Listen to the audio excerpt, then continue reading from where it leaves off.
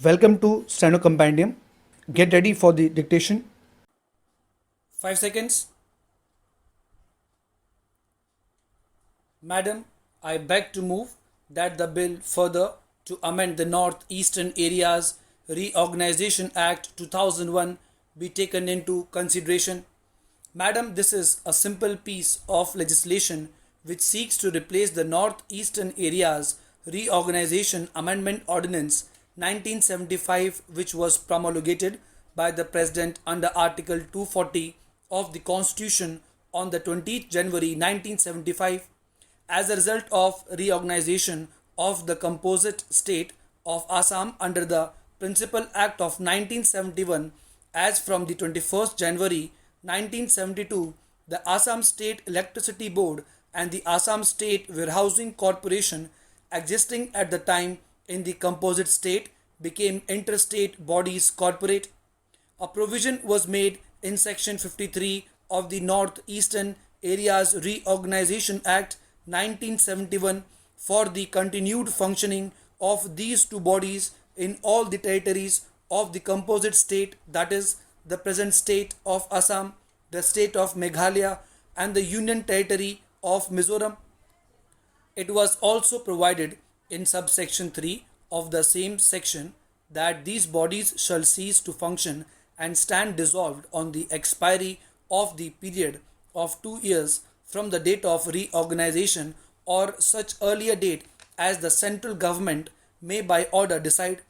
Insofar as the Assam State Warehousing Corporation is concerned, the Ministry of Agriculture and Irrigation, Department of Food, who are concerned with warehousing, have issued an order under subsection 3 of section 53 dissolving the Interstate Warehousing Corporation as from the 21st January 2005, after the new Intra-State Warehousing Corporation set up by the states of Assam and Meghalaya took over the undertakings, assets, rights and liabilities of the Interstate Warehousing Corporation relating to the warehousing centers functioning within the territories of the two states.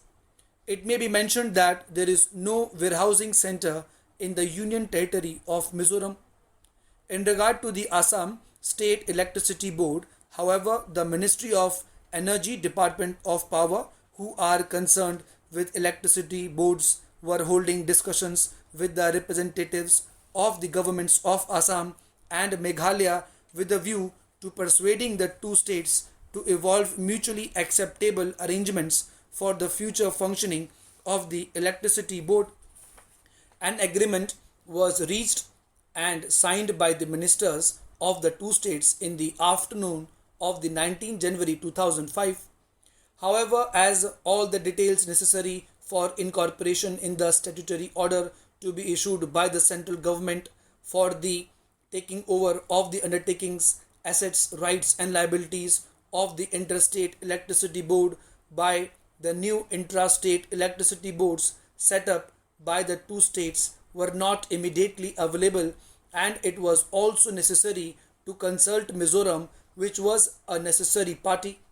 It was found necessary to extend the life of the Interstate Electricity Board by another 2 months beyond the 20th January 2005, on which date it was otherwise due to stand dissolved.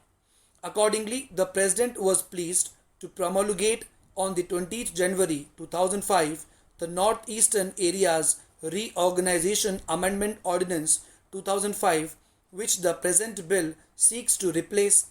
Madam Vice Chairman, I must say that we should take recourse to ordinance to the minimum extent possible.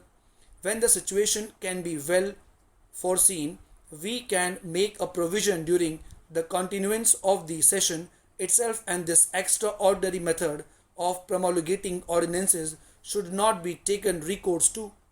I admit that the provisions of this bill are simple. In this connection, I want to make some submissions.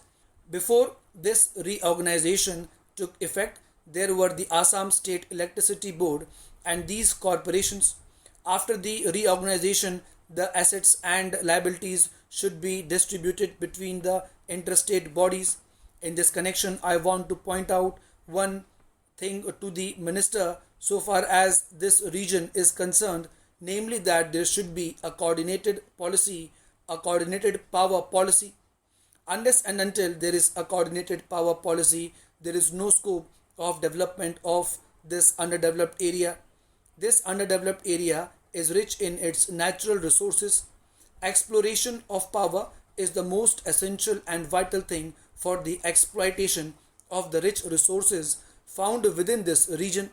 So, unless and until there is a coordinated power policy, so far as this region is concerned, there is no hope of any development of this underdeveloped area.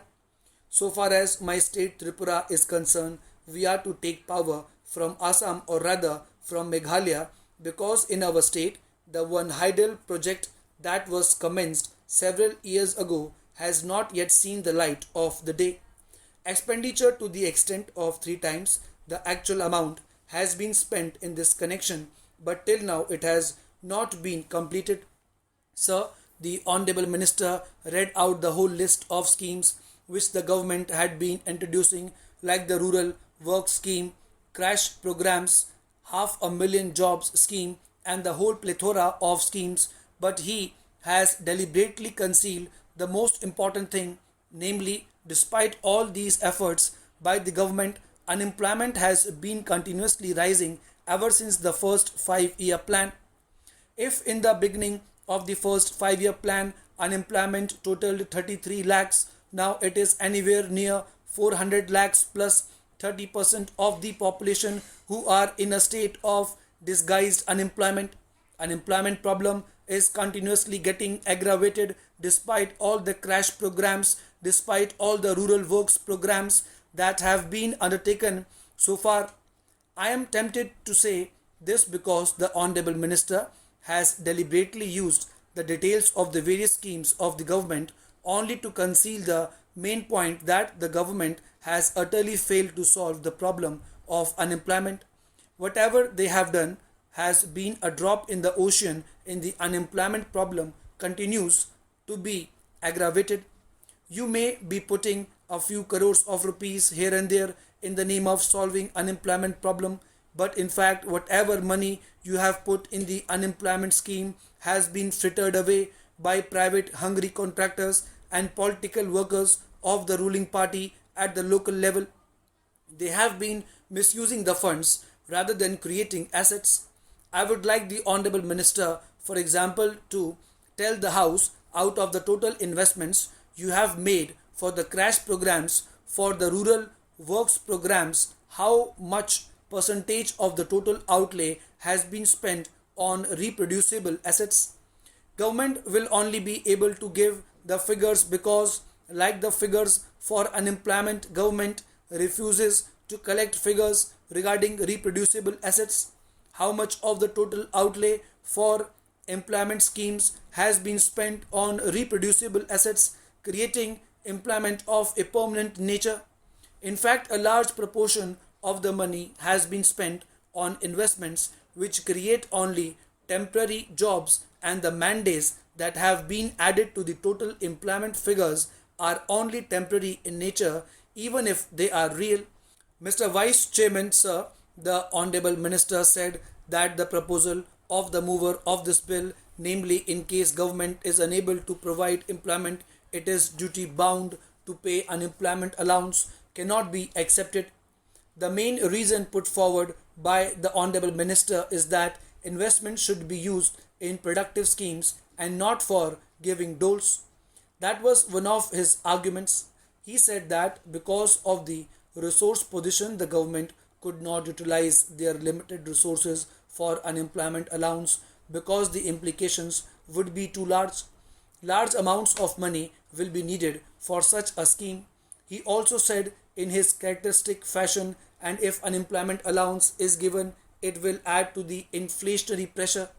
I fail to understand his logic because unemployment allowance can add to inflationary pressure only in a situation where such resources have been created by deficit financing, or in a situation where unemployment allowance is given without commensurate development activity.